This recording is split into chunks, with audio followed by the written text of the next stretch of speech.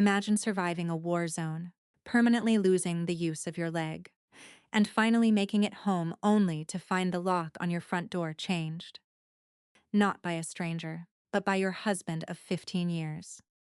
He calmly hands you a divorce petition, claims he's completely bankrupt, and gives you exactly 30 days to pack your things and get out. I thought my life was entirely over, until I uncovered a dusty, sealed letter hidden in my late father's desk. That letter didn't just expose my husband's multi-million-dollar secret. It gave me the exact tactical blueprint to expose his lies, freeze his assets, and take back every single thing he tried to steal. This is a story about discovering that the most devastating betrayal in your life can actually become your ultimate weapon for independence. If you have ever had to rebuild your life from the ground up, or if you simply believe that the truth always comes to light in the end, please hit the like button, subscribe, and share this video. You never know who might desperately need a reminder of their own strength today. Now, let's begin. They tell you that coming home from a war zone is the hardest part of a soldier's journey. They tell you about the nightmares, the phantom sounds of sirens, and the terrifying stillness of civilian life. They lie. The hardest part is coming home to a war you didn't even know you were fighting, orchestrated by the one person you trusted to guard your peace. I was 44 years old, a logistics officer in the United States Army, and I had spent the last 18 months managing supply chains in some of the most unforgiving environments on Earth. I survived mortar fire, sandstorms, and grueling 20-hour shifts. But 3 months before my tour ended, a transport truck I was riding in slid off a washed-out road during a flash flood. I survived, but my left leg was crushed beneath the twisted metal. After multiple surgeries and months of agonizing physical therapy, the doctors managed to save the limb, but they could not save the nerves. I was left with a permanent, heavy limp and a cane that felt like a branding iron, marking me as broken. I thought that would be the greatest tragedy of my life. I had no idea my nightmare was just beginning. The cab dropped me off at the end of our driveway in the pristine suburbs of Westchester. The rain was coming down in steady, cold sheets, slicking the asphalt and soaking through my light jacket. I stood there for a moment, leaning heavily on my cane, just staring at the beautiful, colonial-style house I shared with my husband of 15 years, David. I had dreamed of this front porch every night in the hospital. I imagined David rushing out to meet me, wrapping his arms around me, telling me that we were going to get through this together. I took a deep breath, fighting the dull ache radiating from my knee, and limped up the stone pathway. When I reached the front door, I pulled my key from my pocket and slid it into the lock. It wouldn't turn. I tried again, jiggling the brass, thinking the humidity had swelled the wood. Nothing. A cold knot tightened in my stomach. Before I could knock, the door swung open. David stood in the foyer. He looked exactly the same, impeccably groomed, wearing a crisp blue button-down shirt and tailored trousers, looking more like he was about to close a multi-million-dollar real estate deal than welcome home his wounded wife. There was no relief in his eyes. There was no warmth. There was only a calculated, rigid tension. Mom, before David could speak, our 14-year-old daughter, Chloe pushed past him. She threw her arms around my waist, burying her face in my shoulder. She squeezed me tightly, but then quickly loosened her grip, stepping back to look at my cane with wide, worried eyes. I pulled her close again, kissing the top of her head, breathing in the scent of her strawberry shampoo. For 5 seconds, the world was perfect. Then, David cleared his throat. "Chloe, go upstairs to your room. Your mother and I need to speak," he said. His voice was entirely devoid of emotion. Chloe looked between us, her intuition catching the heavy, suffocating atmosphere in the hallway. But she nodded and quietly retreated up the stairs. I stepped inside, dropping my duffel bag onto the hardwood floor.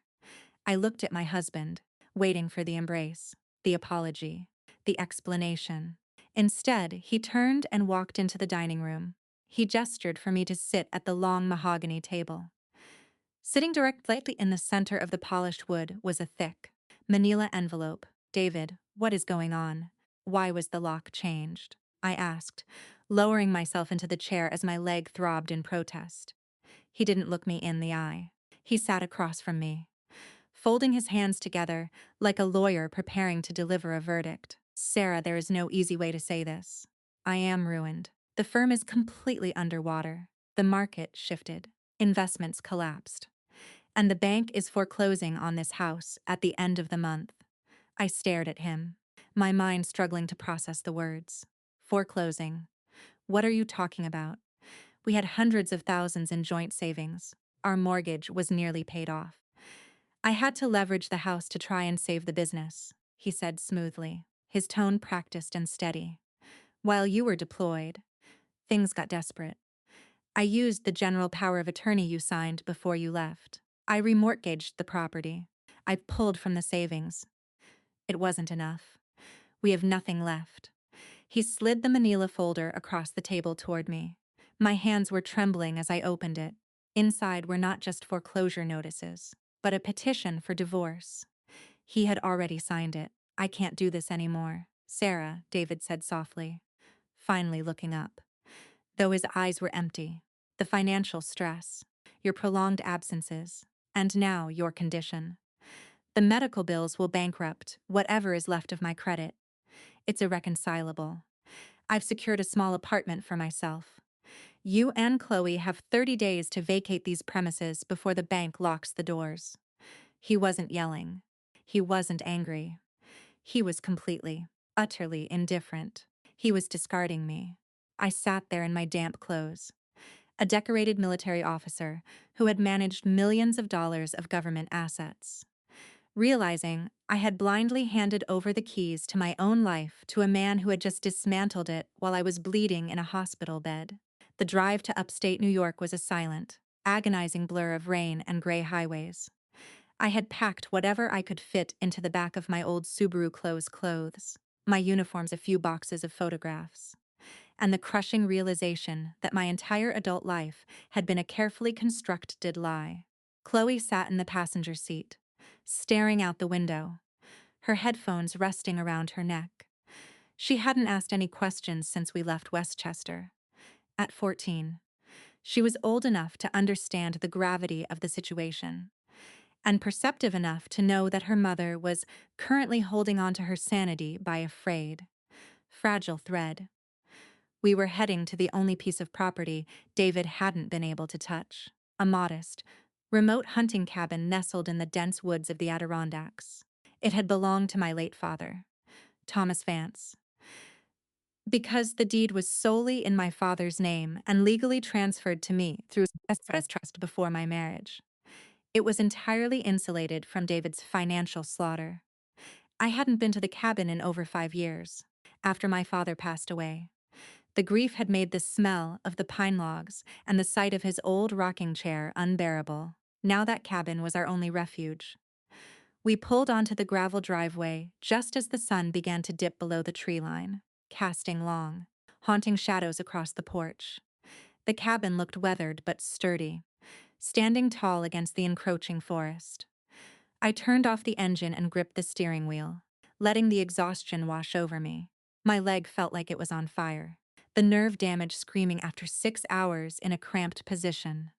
Are we going to live here now? Mom, Chloe asked softly, her voice barely rising above the sound of the rain hitting the roof. I turned to look at her, forcing a small, reassuring smile that I didn't feel. Just for a little while, sweetie, until I figure things out. We're going to be okay. I promise. Inside, the air was stale and heavy with dust. But it was dry. The electricity miraculously still worked, buzzing to life as I flipped the breaker. We spent the first few hours in survival mode, sweeping the floors, wiping down the counters, and making up the beds with the fresh linens we had brought. Once Chloe was settled in the small back bedroom with a book, the silence of the cabin finally closed in on me. I walked into my father's old study. It was exactly as he had left it. Thomas Vance had been a senior forensic auditor for the IRS for 35 years. He was a man of meticulous detail, a man who saw the world not in colors, but in ledgers, liabilities, and hidden assets. He used to tell me that people could lie with their mouths, but their money always told the truth. I missed him with a sudden, violent intensity. I sank into the leather chair behind his heavy oak desk, resting my cane against the wood, and finally let myself cry. I wept for my marriage, for my shattered leg, and for the sheer, terrifying vulnerability of having nothing left. When the tears finally stopped, I reached out to grab a tissue from the old dispenser on the corner of the desk. As I pulled my hand back, my knuckles brushed against the underside of the center drawer. I felt a thick ridge of tape. Frowning, I leaned down, running my fingers along the bottom of the wood. Someone had taped a heavy, plastic sealed envelope directly beneath the drawer. My heart rate picked up as I carefully peeled the thick duct tape away. I pulled the envelope into the light. Across the front, written in my father's precise, architectural handwriting, were 5 words. For Sarah, if things break. My hands shook as I broke the seal. Inside was a single, densely typed letter, dated 3 years prior, just a few months before he died. My dearest Sarah, if you are reading this, it means my worst fears have materialized, and David's house of cards has finally collapsed around you. I never told you what I knew because you loved him deeply, and a father shouldn't break his daughter's heart based on a suspicion. But I am an auditor. Sarah and I could not leave this earth without looking into the man holding my daughter's future. 3 years ago, I pulled the public filings for David's real estate firm. I ran a quiet, external audit on his property acquisitions. David is not a brilliant businessman. He is a skilled illusionist. If he has told you that he is broke, that the market took everything, or that the firm is failing, he is lying. He isn't broke, Sarah. He is hiding it. He operates as a covert narcissist, masking his financial manipulation behind the guise of bad luck. I traced a pattern of sophisticated asset diversion. Follow the Delaware LLCs. Specifically, you need to look for a shell company named Blue Horizon LLC. He has been funneling his commissions and your joint assets into this entity for years. He has created a paper trail of failure to ensure that when he leaves, he takes everything, and you are left holding his orchestrated debt. You are a Vance, and you are a soldier. Do not let him dictate your surrender. Use your training. Track the supply lines. Follow the money. Protect yourself and Chloe. I love you. Now, get to work. I sat in the dim light of the study, reading the letter 3 times. The despair that had been suffocating me for the last 12 hours instantly evaporated. It was replaced by a cold, sharp clarity. David hadn't just panicked under financial stress. He had executed a premeditated, tactical strike against his own family.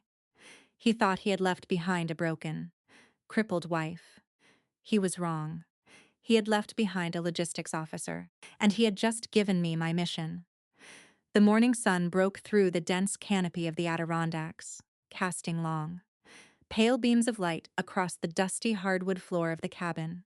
I woke up long before the dawn, my internal clock still rigidly set to military time. The cold air in the small bedroom bit at my skin, but it was the deep, agonizing throb in my crushed left leg that truly pulled me from my restless sleep.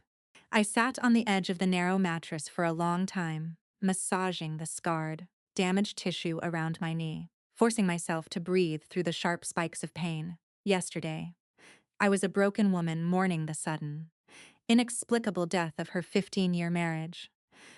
Today, thanks to the hidden letter from my late father, I was a seasoned logistics officer who had just been handed a map to enemy territory.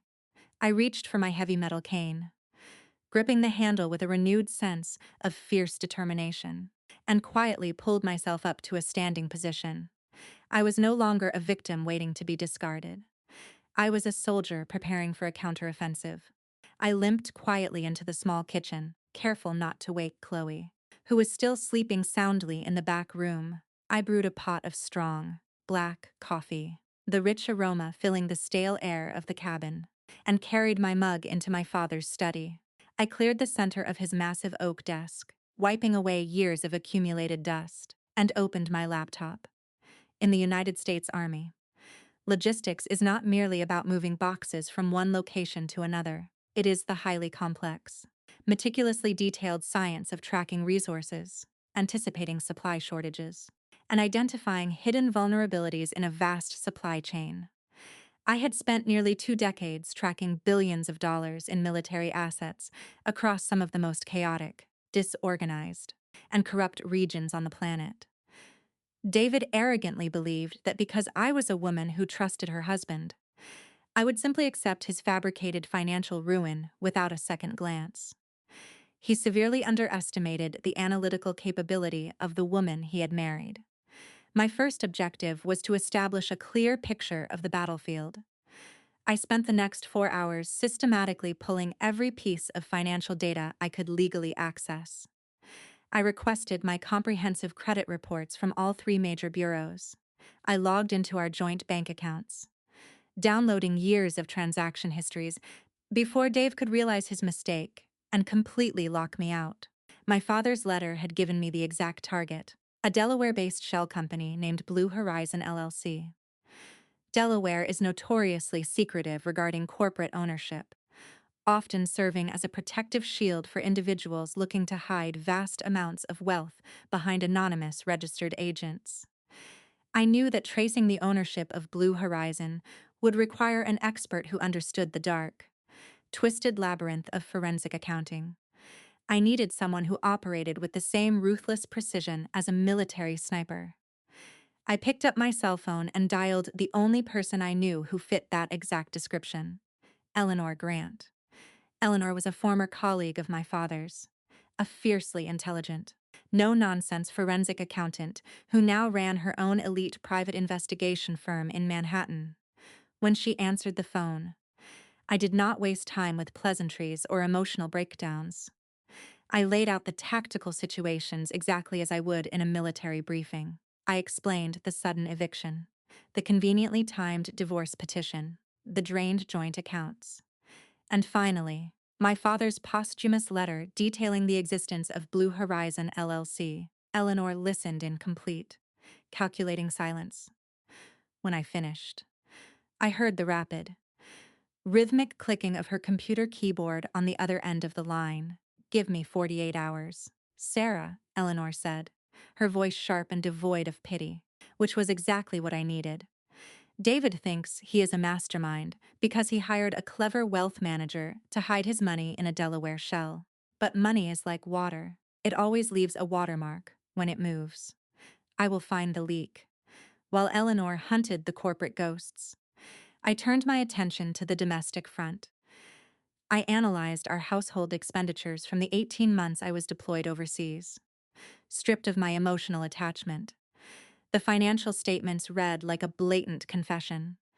David had systematically siphoned thousands of dollars every week, disguised as vague business expenses and consulting fees. He had intentionally stopped paying the mortgage on our beautiful Westchester home entirely, allowing the bank to initiate foreclosure proceedings, thereby creating the perfect, undeniable illusion of a catastrophic financial collapse. He wanted the court to look at his empty bank accounts and a foreclosed family home and conclude that there was absolutely nothing left to divide in a divorce settlement. He was starving the marital estate to death so he could walk away completely untouched. As I highlighted the fraudulent transfers, my grief morphed into a cold, hardened fury. Every single lie he told, every fake smile he gave me over video calls while I was in a war zone, was a calculated step in a long-term strategy to steal my future. By the time Chloe finally woke up and padded into the study, rubbing the sleep from her eyes, the heavy oak desk was completely covered in printed spreadsheets, highlighted bank statements, and color-coded timelines. She stopped in the doorway, staring at the chaotic, paper-covered war room. "Mom, what is all this?" she asked, her voice tinged with cautious curiosity. I looked at my beautiful daughter, feeling a sudden, overwhelming surge of protective instincts. "This, Chloe," I said, tapping my pen against a stack of fraudulent wire transfers, "is how we take our lives back. The breakthrough came entirely without warning late Tuesday evening. The cabin was cloaked in heavy darkness, the only illumination coming from the harsh blue glow of my laptop screen and the small desk lamp in the study. My phone vibrated on the wooden surface, the caller ID flashing Eleanor's name. I answered immediately, my heart pounding a heavy, rhythmic beat against my ribs. "I found it," Eleanor announced, her voice crackling with a triumphant, electric energy. "I spent the last 2 days peeling back the corporate layers of Blue Horizon LLC. David used a registered agent in Wilmington to set up the company, but he made a critical, arrogant mistake. He used the LLC to purchase a physical asset, and physical assets require public property deeds." I leaned forward in my father's leather chair, my grip tightening aggressively around the phone. "What did he buy?" "Eleanor, where did our money go?" "He didn't just buy an investment property, Sarah. He bought an architectural masterpiece," Eleanor replied, the sound of papers shuffling on her end. "Blue Horizon LLC holds the deed to a $4 million custom-built luxury estate in Sedona, Arizona. It was purchased entirely in cash 6 months ago, right in the middle of your combat deployment. He funneled all of his real estate commissions, the equity from your Westchester home, and your joint savings directly through the shell company to fund the purchase. He is essentially living as a millionaire on paper that technically doesn't exist." A heavy, suffocating silence filled the room as I absorbed the magnitude of his betrayal. $4 million. He had told me we were completely destitute, facing homelessness, while he was secretly building a desert mansion with the money we had saved for our retirement and Chloe's college education. "Send me the deed," I demanded, my voice dropping to a low, dangerous whisper. "I am sending it now. But Sarah, you need to brace yourself," Eleanor warned, her tone suddenly shifting from triumphant to incredibly gentle. "There is a secondary signature on the property deed. Blue Horizon LLC has 2 managing members. The first is David. I ran a background check on the second signature." My email inbox chimed loudly in the quiet room. I clicked open the attached PDF document, my eyes the dense legal jargon until I reached the bottom of the final page. There, sitting right next to David's familiar, looping signature, was the name Jessica Hayes. My breath hitched painfully in my throat. "Who is Jessica Hayes?" I asked, though a sickening, intuitive dread was already twisting violently in my stomach. "Her maiden name is Jessica Miller," Eleanor explained softly. "She is 28 years old. She was hired as David's executive marketing assistant 3 years ago. According to the public records I just pulled from Clark County, Nevada, David and Jessica were legally married in Las Vegas 8 months ago. He used his middle name and a slightly altered social security number to bypass the background check. Sarah, your husband didn't just steal your money. He committed felony bigamy to start a brand new life with his assistant." The revelation hit me with the staggering, brutal force of a physical blow, the sheer audacity. The intricate, sociopathic level of his deception was almost impossible to comprehend. I closed my eyes, taking a deep, shuddering breath, forcing the rising tide of panic and heartbreak back down into the dark corners of my mind. There was no time to cry. There was only time to strike. "Forward all of these documents to a secure server," I ordered, my voice remarkably steady. "I am going to hire the most aggressive divorce litigator in New York State, and we are going to file an emergency motion to freeze every single asset connected to his name, his fake name, and his illegal wife. Within 48 hours, my newly retained attorney, a ruthless legal shark named Marcus Thorne, filed an emergency ex parte motion in the state Supreme Court, presenting Eleanor's undeniable forensic evidence. The judge, absolutely appalled by the clear documentation of fraud and bigamy, immediately granted a blanket freeze on all of David's known accounts and the Blue Horizon LLC. We had successfully cut off his supply lines. But cornered animals are exceptionally dangerous, and David was no exception. The retaliation came swiftly and viciously the following morning. I was standing on the cabin porch, drinking a cup of coffee, when a heavily marked county sheriff's cruiser slowly crunched its way up the gravel driveway. A uniformed deputy stepped out, his hand resting cautiously on his utility belt, and approached the wooden steps. "Sarah Hayes?" he asked formally. When I nodded, he handed me a thick stack of legal papers. "You have been served." I tore open the envelope, my eyes rapidly scanning the dense legal text. It was a temporary restraining order and an emergency ex parte custody order. David had immediately retaliated against the asset freeze by playing his ultimate, most desperate card. He had filed a sworn affidavit claiming that my severe physical injuries, combined with alleged, untreated military PTSD, made me mentally unstable, erratic, and a direct physical threat to our daughter. He was legally demanding that Chloe be immediately removed from my care and placed into his full custody pending a psychological evaluation. He was intentionally weaponizing my military service, trying to use my combat trauma to legally kidnap our child and force me to drop the financial investigation. Chloe stepped out onto the porch, looking fearfully between the armed deputy and the papers trembling in my hands. "Mom, are they taking me away?" she whispered, her voice cracking with pure terror. I looked at the deputy, then down at my heavy metal cane, before pulling my daughter into a fierce, unbreakable embrace. "No, baby," I promised, staring coldly into the dense, dark woods. He just made the final, fatal mistake of his life. "We are going to war." The deputy stood on the porch, his hand resting uncomfortably close to his service weapon, his eyes darting between my heavy metal cane and the fierce, protective grip I had on my trembling daughter. "In the military, you are trained to suppress panic, to compartmentalize fear, and to assess the tactical reality of your situation with absolute, unflinching objectivity." The tactical reality on my father's porch was devastatingly clear. If I screamed, if I fought, if I showed even a fraction of the violent, maternal rage boiling in my veins, the deputy would document my behavior as erratic and dangerous. I would inadvertently validate every single one of David's fabricated lies about my mental instability, sealing my own fate and losing Chloe forever.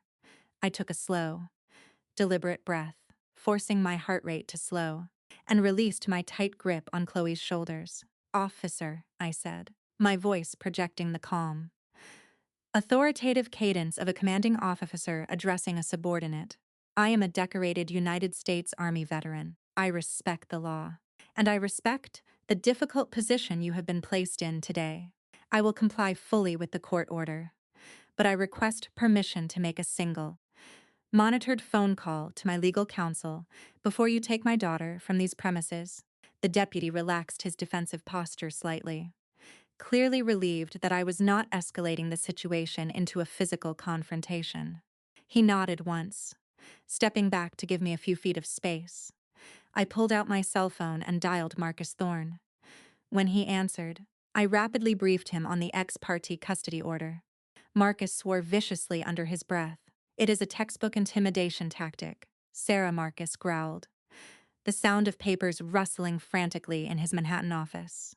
"He knows the asset freeze is legally bulletproof, so he is trying to leverage the only thing you care about more than your money."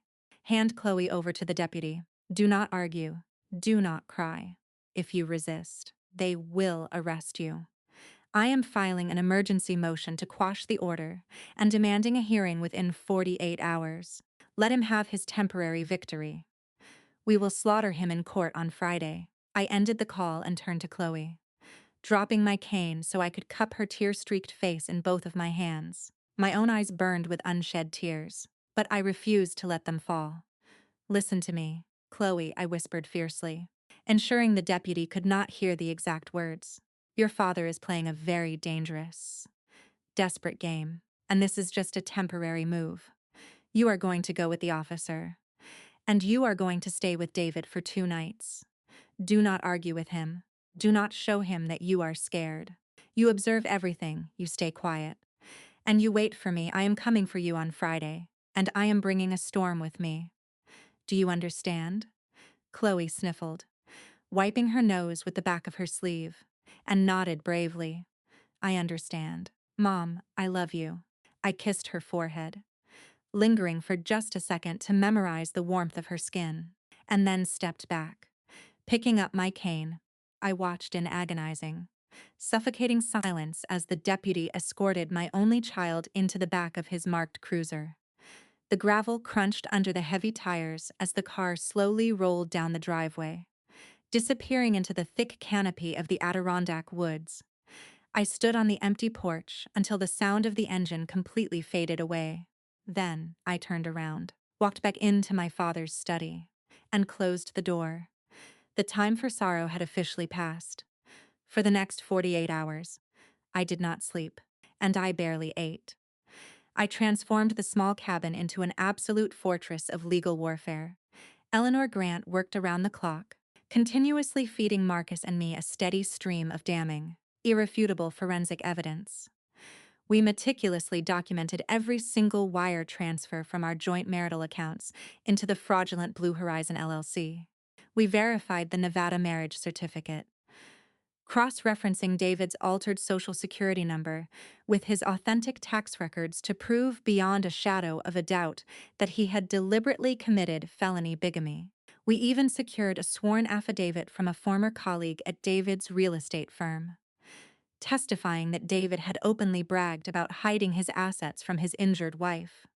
By Thursday night, we had assembled a mountain of catastrophic legal evidence so towering and so heavily fortified that no lawyer on earth could possibly defend against it. David thought he was a master manipulator playing a game of chess against a weak, broken opponent. He failed to realize that I was not playing chess. I was calling in an airstrike. The heavy oak doors of the New York State Supreme Court courtroom swung open, and I walked down the center aisle with slow, deliberate precision. The rhythmic, metallic clack of my cane against the polished marble floor echoed loudly, announcing my presence to the sparsely populated room. I was wearing my meticulously pressed navy blue dress uniform, the shining brass buttons and rows of military ribbons sitting proudly across my chest. I had earned those medals in blood and sweat, and I wore them today as an impenetrable armor against the Manson sitting at the defendant's table.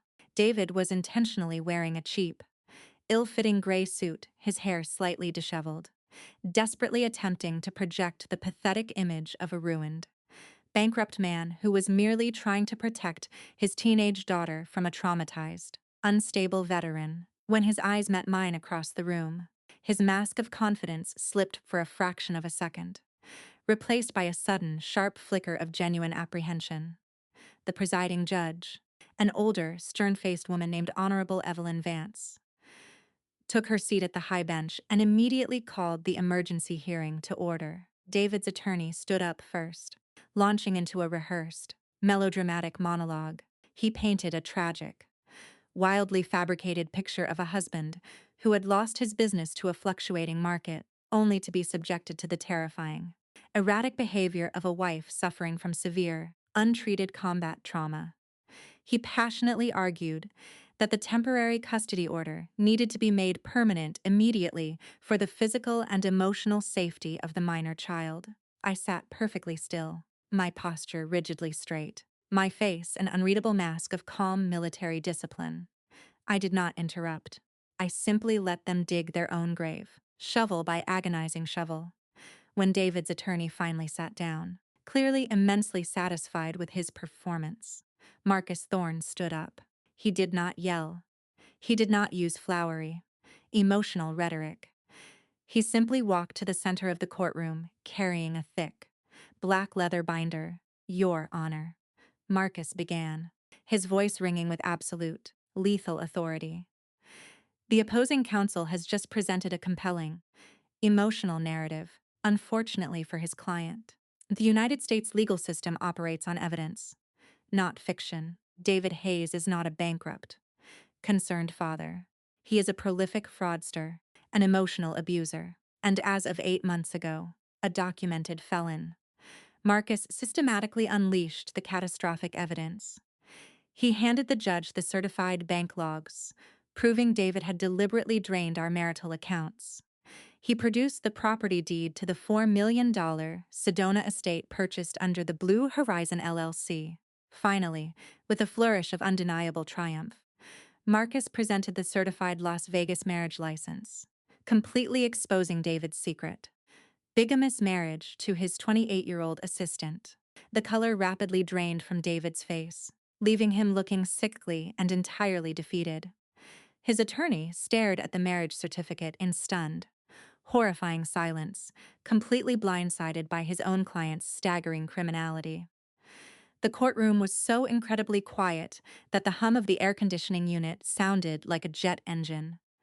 Judge Vance flipped through the mountain of forensic evidence, her expression darkening into a mask of pure, unadulterated judicial fury.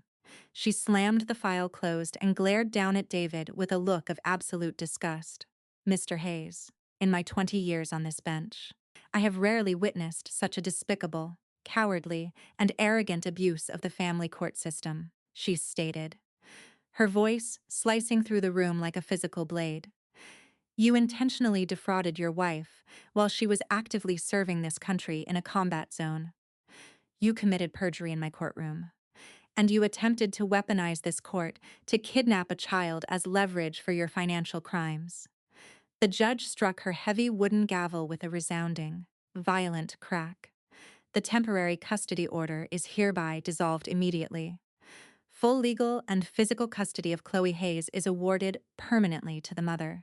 Furthermore, I am upholding the total freeze on all assets. And I am ordering the immediate liquidation of the Blue Horizon LLC to fully compensate Mrs. Hayes. Finally, I am officially referring this catastrophic matter, along with all provided evidence, to the District Attorney's Office for immediate criminal prosecution regarding multiple counts of fraud, perjury, and felony bigamy. You are dismissed. I stood up slowly, leaning on my cane, and looked at the man who had tried to destroy me. He was broken, terrified, and facing years in a federal prison. I did not feel a grand, euphoric sense of victory. I only felt a deep, profound peace. The war was finally over, and I had won. The immediate aftermath of a war is rarely a scene of pure, unadulterated triumph. It is usually a period of quiet, methodical clearing of the rubble. When the heavy oak doors of the New York State Supreme Court closed behind me that Friday afternoon, I did not stop to celebrate or speak to the bewildered attorneys lingering in the hallway. My only objective was retrieving my daughter. Armed with the permanent custody order bearing the ink of Judge Vance's signature, Marcus and I drove directly to the small, overpriced apartment David had rented in the city. The confrontation I had anticipated never materialized. David was not there, instead a deeply shaken, tearful Jessica, the 28-year-old assistant and illegal second wife, opened the door. She had evidently been contacted by David's frantic attorney. Realizing that she was now dangerously implicated in a massive federal fraud and bigamy case, her allegiance to David had evaporated instantly. She handed Chloe's bags to me with trembling hands, stammering desperate apologies that I completely ignored. When Chloe walked out of that apartment and saw me standing in the hallway, she dropped her backpack and ran into my arms. I held my daughter so tightly that my ribs ached, burying my face in her hair. The terror of the last 48 hours melted away, replaced by the fierce, undeniable reality that we were finally safe. We walked away from that apartment without looking back, leaving the remnants of David's fabricated life to collapse entirely on its own. The criminal justice system moves notoriously slowly, but when presented with meticulously compiled forensic evidence, a furious family court judge, and a high-profile real estate developer attempting to defraud a wounded military veteran, the district attorney's office acted with unprecedented speed. Within a week, David Hayes was formally indicted on multiple felony charges, including grand larceny, perjury, wire fraud, and bigamy. His highly publicized arrest sent shockwaves through the wealthy Westchester community. The very people who had quietly judged me for my military absences and my physical injuries were suddenly forced to confront the staggering, sociopathic reality of the man they had played golf with. David's lucrative real estate firm imploded almost overnight. Investors pulled their funding in a sheer panic, and his carefully curated reputation was completely annihilated. I did not attend his criminal hearings. I had already faced my enemy on the battlefield and secured my victory. I felt no compelling need to watch the state execute the prisoners. The court appointed liquidators as Aggressy seized the Blue Horizon LLC, immediately listing the extravagant $4 million Sedona estate for sale. The proceeds were legally routed directly into a secure trust in my name, fully restoring the marital assets David had so ruthlessly attempted to steal. With our financial security firmly reinstated, I had a critical decision to make regarding the beautiful, colonial-style house in Westchester. The bank had halted the foreclosure proceedings the moment Marcus filed the injunction, meaning the house was legally mine to keep or sell. I drove back to the sprawling suburban property one final time, walking slowly through the empty, immaculate rooms. I looked at the expensive hardwood floors, the custom kitchen cabinets, and the wide front porch I had dreamed about while lying in a military hospital bed. It was undeniably beautiful, but it felt entirely like a tomb. Every single wall held the lingering, toxic ghost of David's deception. It was the house where he had smiled at me over dinner while secretly funneling our savings into an offshore account. It was the house where he had changed the locks to discard me. I realized then that holding on to the past, even the beautiful parts of it, would only anchor me to the trauma. I contacted a local real estate agent that very afternoon and listed the property for sale. It sold within 2 weeks, closing that dark chapter of our lives permanently. Instead of purchasing another mansion in the suburbs, Chloe and I returned to the dense, quiet woods of the Adirondacks. We used a small portion of the recovered funds to completely renovate and expand my late father's hunting cabin. We hired a crew of local contractors to reinforce the foundation, install modern plumbing, and build a wide, wrap-around porch overlooking the towering pine trees. We turned the dark, dusty study where I had found the hidden letter into a bright, sunlit library for Chloe. During those long months of construction, I threw myself entirely into intense physical therapy. The agonizing nerve damage in my crushed leg would never fully heal, and I would always require the use of my heavy metal cane. But my perspective had fundamentally shifted. The cane was no longer a humiliating symbol of my brokenness, or a heavy burden that made me unworthy of love. It was a tangible, undeniable testament to my survival. It was a weapon of resilience. By the time the first winter snow began to blanket the deep woods, transforming the landscape into a pristine, silent white canvas, our new home was finally complete. We were far away from the superficial noise of the city, surrounded only by the things that were authentic, sturdy, and true. It took exactly 2 years to fully untangle the massive, chaotic web of legal and financial deceit that David had meticulously woven throughout our 15-year marriage. Today, this term's completely passed. David is currently serving a lengthy sentence in a federal correctional facility in upstate New York, stripped of his wealth, his reputation, and his freedom. Chloe is thriving in a small, tight-knit local high school, her previous anxiety replaced by a quiet, fierce confidence that makes me incredibly proud every single day. We built a beautiful, peaceful life on the exact same foundation where my father once stood, finding immense joy in the simple, ordinary routines of our days. But as I sit on the porch of our renovated cabin, watching the morning sun break through the dense canopy of the trees, I realize that simply surviving the battle is not enough. The profound lessons extracted from the darkness must be shared, or the agonizing pain we endured serves absolutely no greater purpose. I want to speak directly to the people listening to this story, especially to the women who might recognize a terrifying, familiar echo in these words. We live in a society that is conditioned to recognize abuse only when it leaves visible, undeniable physical marks. We are taught to look for the bruises, the shattered glass, the violent screaming matches, but financial abuse is a silent, insidious epidemic that destroys lives just as thoroughly without ever raising its voice. It does not look like a monster. It looks like a charming partner saying, "Don't worry about the taxes. Honey, I will handle the complicated paperwork. It looks like being gently pressured to sign a broad legal document because questioning your spouse implies a lack of trust. It looks like waking up at 44 years old, severely injured after serving your country, and being calmly informed that you have absolutely nothing to your name. Financial control is the absolute ultimate weapon of a domestic abuser, designed specifically to trap the victim in a state of terrified, paralyzing dependency. True marriage is meant to be an equal, transparent partnership, completely devoid of hidden hierarchies. Loving someone does not mean blindly surrendering your autonomy, your financial literacy, or your legal rights to keep the peace in your household. Respecting human rights does not just mean fighting tyrannical dictators in foreign combat zones. It means ensuring absolute dignity, equality, and safety inside the four walls of your own home. If a partner truly loves and respects you, they will never use money to manipulate or control your choices. Furthermore, they will never view your physical vulnerabilities, your illnesses, or your emotional struggles as an inconvenient burden to be discarded. A real partner stands beside you in the darkest trenches.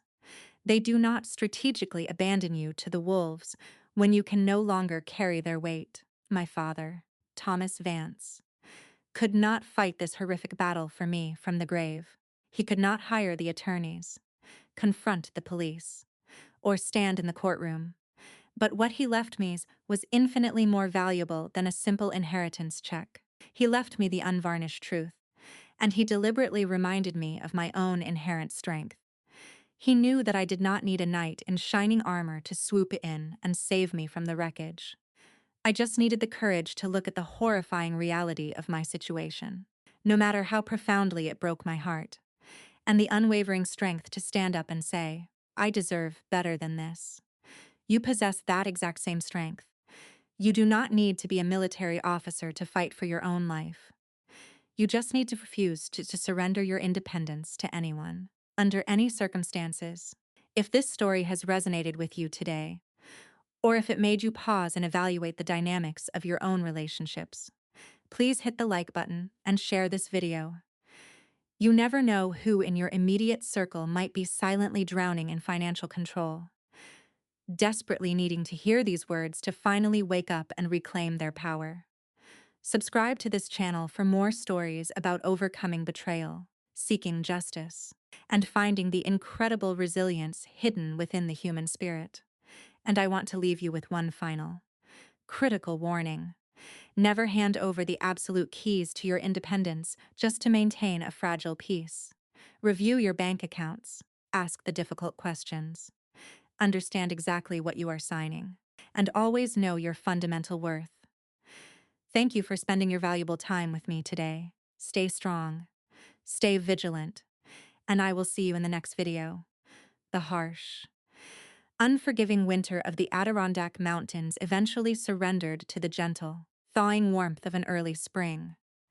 The thick layers of ice that had encased the towering pine trees slowly melted away, dripping rhythmically onto the damp earth and feeding the vibrant green shoots pushing their way through the dark soil.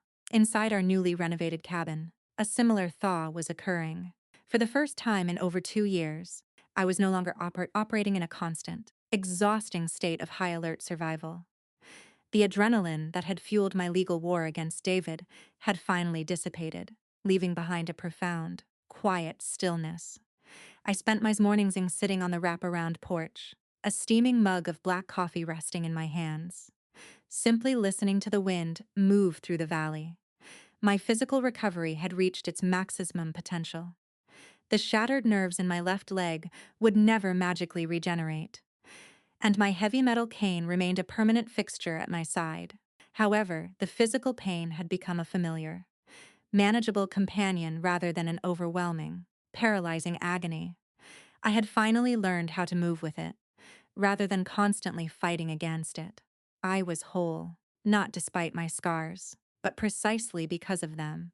As the months passed, my story began to circulate far beyond the quiet borders of our small mountain town. The highly publicized nature of David's criminal trial, coupled with my background as a wounded female combat veteran, caught the attention of several regional advocacy groups. Women from all walks of life, teachers, nurses, stay-at-home mothers, and corporate executives began reaching out to me through mutual acquaintances and local community centers. They did not want to talk about my military deployments or my physical injuries. They wanted to talk about the terrifying, suffocating reality of financial abuse. They recognized their own horrifying reflections in the mirror of my marriage.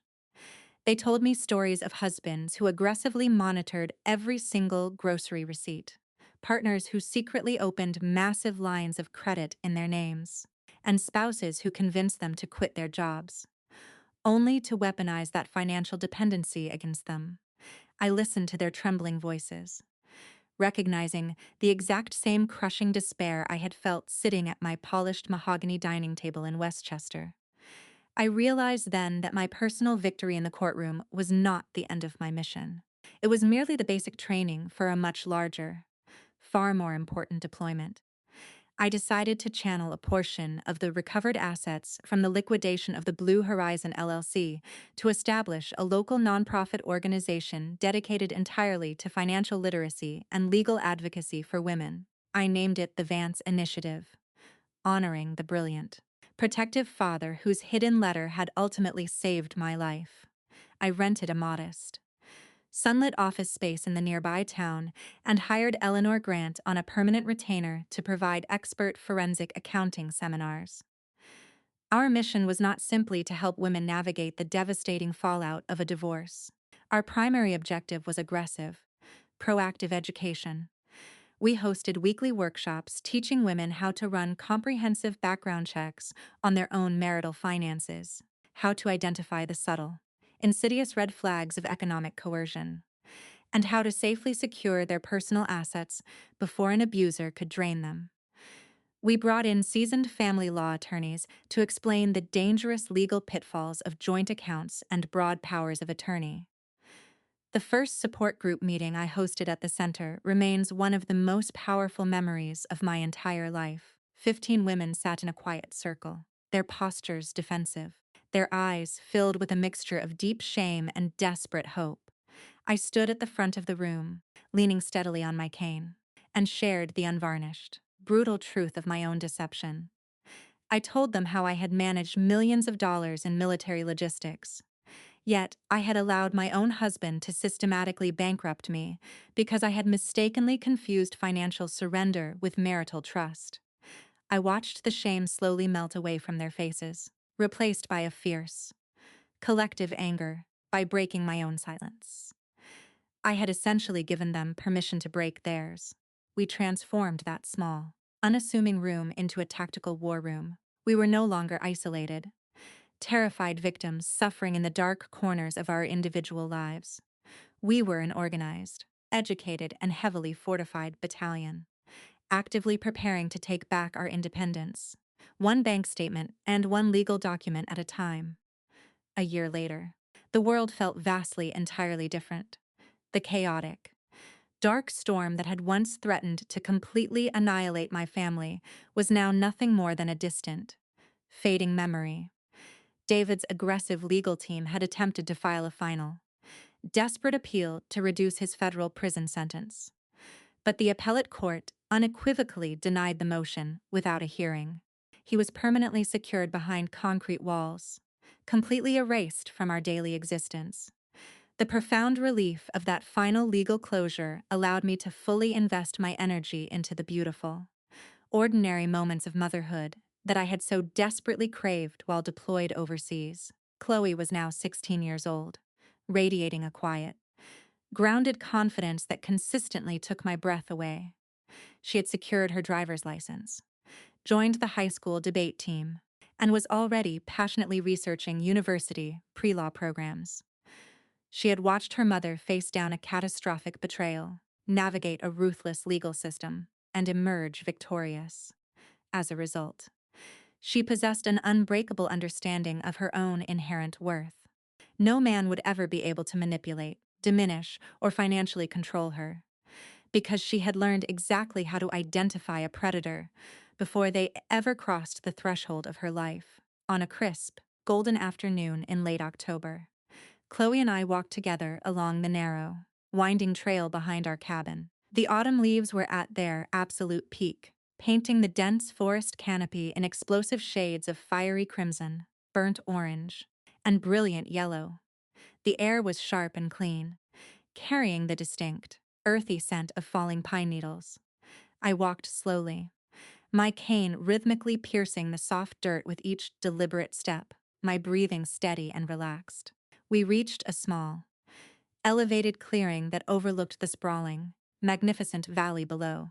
We stood side by side in the comfortable, heavy silence that only exists between people who have survived a war together. Chloe leaned her head gently against my shoulder, and I wrapped my arm tightly around her waist, pulling her close. I thought about the man who had brutally thrown me out into the freezing rain, arrogantly believing he was discarding a broken, useless burden. I realized with a sudden, overwhelming sense of gratitude that his betrayal was the greatest gift he could have ever given me. By burning my fragile, fabricated life to the ground, he had forced me to build an indestructible fortress in its place. My journey did not end with a fairy tale romance or a miraculous physical healing. Real life is rarely that simple, and true empowerment does not require a flawless, painless existence. My journey ended with something infinitely more valuable: the absolute, unshakable ownership of my own reality. I had paid a tremendous, agonizing price for my freedom, but the peace I found on this mountain was worth every single tear, every sleepless night, and every grueling hour in that courtroom. I had reclaimed my name, my financial security, and my dignity.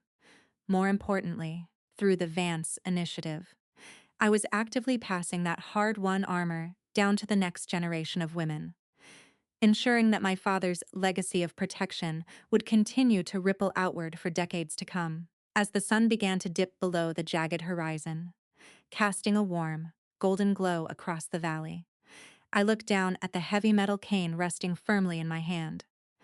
It was no longer a symbol of the terrible things I had lost in the wreckage of my past.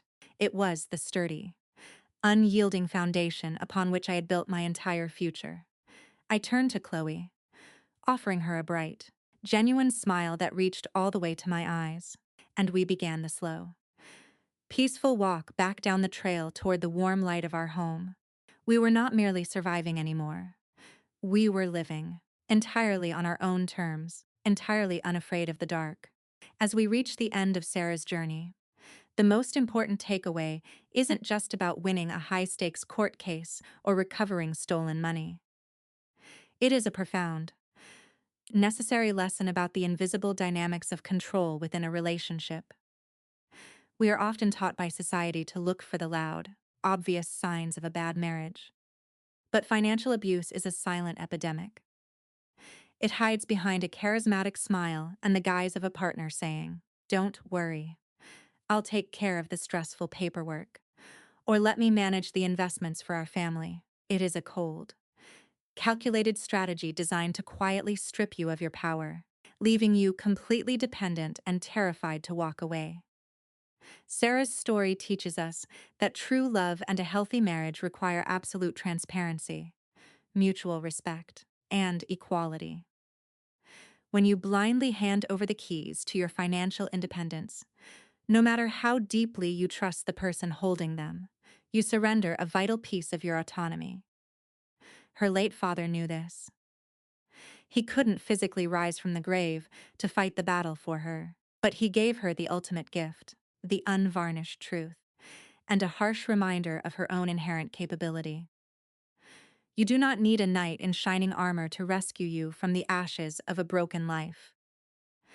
The strength you are desperately looking for is already inside of you, forged in the very fires you thought would destroy you. Let Sarah's victory be your permanent reminder.